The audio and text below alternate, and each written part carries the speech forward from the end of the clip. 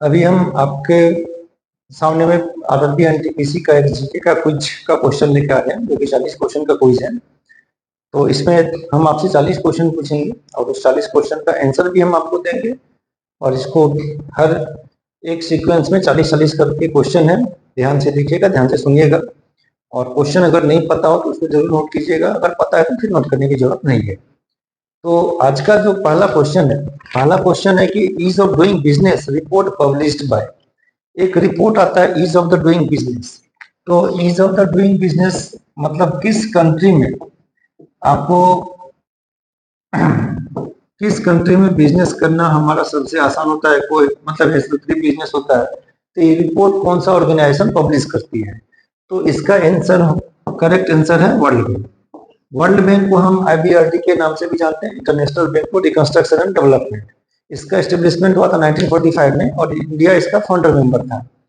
और इसका हेडक्वार्टर है Washington DC. Washington DC is the capital of the USA। America की कैपिटल है वाशिंगटन डीसी, जो कि पोटोमैक रिवर के ऊपर बसा हुआ एक शहर है। तो इसका हेडक्वार्टर आपको हो गया वाशिंगटन डीसी, और ये रिपोर्ट पब्लिश करती है वर्ल्ड बैंक।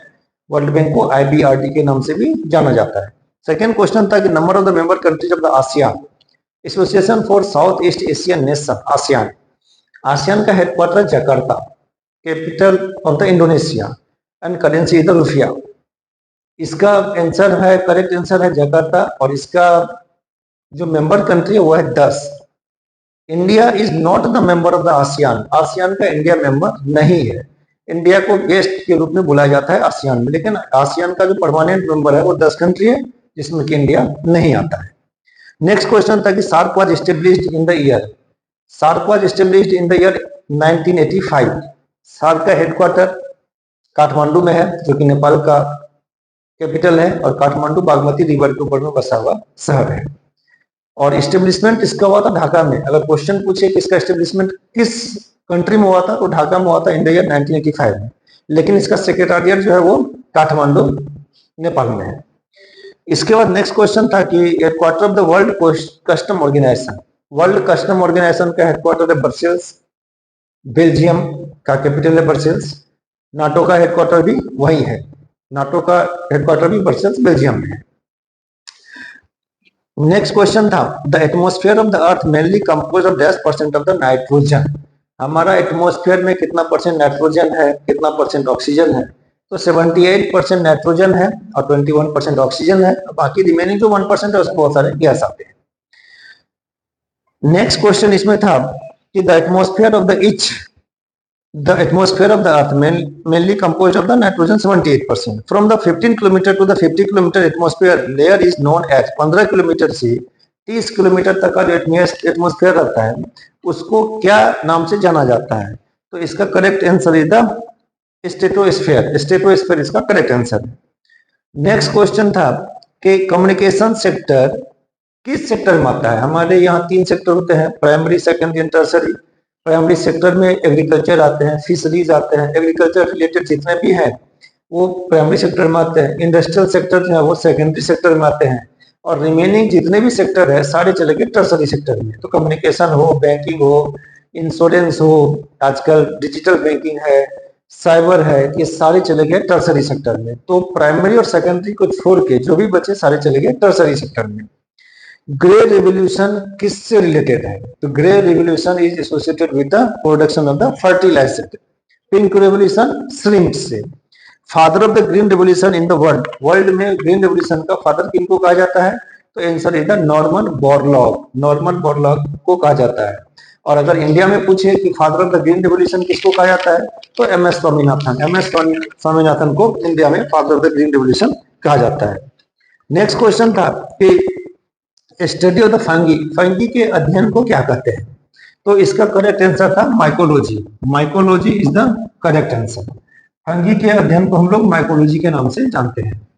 नेक्स्ट क्वेश्चन था कि study of the cell, cell के स्टडी को क्या कहते हैं? तो correct answer is the cytology. Cytology कहते हैं सेल, CELL, सेल के अध्ययन को हम लोग साइटोलॉजी कहते हैं। इसके बाद था कि instrument for measuring very high temperature, तो correct answer is the pyrometer. Pyrometer is the correct answer. Very high temperature को मेजर करने के लिए पायरोमीटर का यूज किया जाता है। नेक्स्ट क्वेश्चन था कि instrument for measuring air pressure, air pressure का मेजरिंग किससे किया जाता है?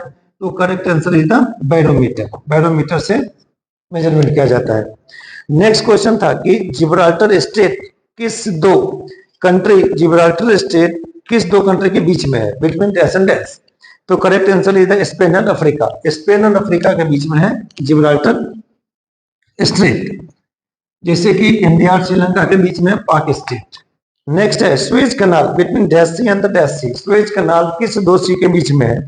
तो करेक्ट आंसर है Mediterranean Sea and the Red Sea, Suez Canal Mediterranean Sea and Red Sea के बीच में है।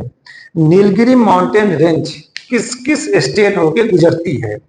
तो इसका करेक्ट आंसर है Karnataka, Tamil Nadu and Kerala. Next question इसमें था कि southernmost point of the India mainland किसको, मतलब कौन सा जगह है? तो आंसर है Cape Comorin, Cape Comorin is the southernmost point of the India mainland. Taklamakan desert किस कंट्री में है? तो correct answer is the China. Bomdila pass India के किस स्टेट में है? तो correct answer is the Arunachal Pradesh. Next था कि how many Indian state boundaries touches with Bangladesh, Bangladesh के साथ हमारे देश के कितने स्टेट का बाउंड्री टच करता है? तो करेक्ट आंसर था इसका 5।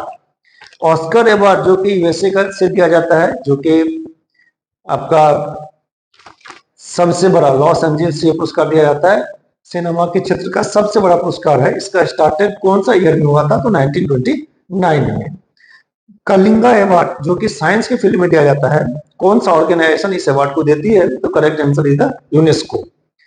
Total person literacy rate according to the census 2011 हमारे देश में कितना है? तो 74.04%। आर्टिकल 21 जो है ये किस कॉन्स्टिट्यूशनल अमेंडमेंट में ऐड किया गया था? तो 86th constitutional amendment. Article 21, 20 and 21 यही एक ऐसा आर्टिकल है दो जिसको कि इमरजेंसी में भी सस्पेंड नहीं किया जा सकता है। आर्टिकल 20 एंड 21 इमरजेंसी में भी इसको सस्पेंड नहीं किया जा सकता है। रिपब्लिकन सिस्टम हमारे देश में किस कंट्री से लिया गया है? तो फ्रांस से लिया गया है। और directive of the state principle ये किस कंट्री से लिया गया है? तो आयरलैंड से लिया गया है। आर्टिकल 72 इसमें क्या लिखा हुआ है? तो इसका करेक्ट आंसर है power to grant pardon, president को पावर है कि वो मतलब किसी की भी सजा को माफ कर सकता है। केवलादेव नेशनल पार्क इंडिया के किस स्टेट में है? तो correct answer is Rajasthan. Kuki tribe, Kuki tribe India के किस स्टेट में है? तो Manipur is the correct answer. Jolly Grant airport किस स्टेट में है? तो correct answer is the Uttarakhand, Dehradun. Chabahar port किस कंट्री में है? तो correct answer is the Iran. Indian institute of the horticulture किस सिटी में है? तो correct answer is the Bangalore, Bangalore is the capital of the Karnataka, जो जहाँ की लैंग्वेज है कन्नड़। ओल्ड रिसर्च इंस्टीट्यूट कहाँ पे है? तो करेक्ट आंसर है इसका थाने, जो कि महाराष्ट्र में। मेट्टू डैम कौन सा रिवर के ऊपर में ये डैम बनाया हुआ है? करेक्ट आंसर है आपका कावेरी। चांडिल डैम इंडिया के किस स्टेट में है? तो correct answer is the Jharkhand. Sanchi stupa India के किस स्टेट में है? तो correct answer is the Madhya Pradesh. Sudirman cup किस स्पोर्ट्स से रिलेटेड है? तो correct answer is the badminton. India first talkie film थी आलम आरा, ये कौन सा साल में रिलीज हुई थी? तो 1931 इज द करेक्ट आंसर। और अगर बात किया जाए कि फर्स्ट फिल्म कौन था? तो राजा हरिश्चंद्र, लेकिन उसमें आवाज नहीं था, साउंड नहीं था। Longest bone in the human body कौन सा है? तो आंसर है इसका फीमर। प्रोजेक्ट टाइगर इंडिया में किस साल स्टार्ट किया गया था? तो 1973 में। डायनोमो जो है ये किस एनर्जी को किस एनर्जी में कन्वर्ट करता है? Mechanical energy into electrical energy. Bile is secreted produced by, correct answer is the liver. The speaker of the Lok Sabha address his resignation to the deputy speaker Lok Sabha. 1 byte में कितने beat होते हैं? तो correct answer is the 8 beats. तो ये था आपको quiz number 1 आज से स्टार्ट किए हम, जिसमें कि आपको 45 क्वेश्चन आज डिस्कशन किए हम। इसी तरीके से वीक में हम आपको 2, 3, 4 क्विज करके डिस्कशन करेंगे। तो बस इसको देखते रहिए, और इसमें कहीं भी डाउट लगे तो बस कमेंट बॉक्स में लिख दीजिएगा, फिर हम उसका रिप्लाई देके आपको उस क्वेश्चन को सॉल्व कर देंगे। तो बहुत बहुत धन्यवाद।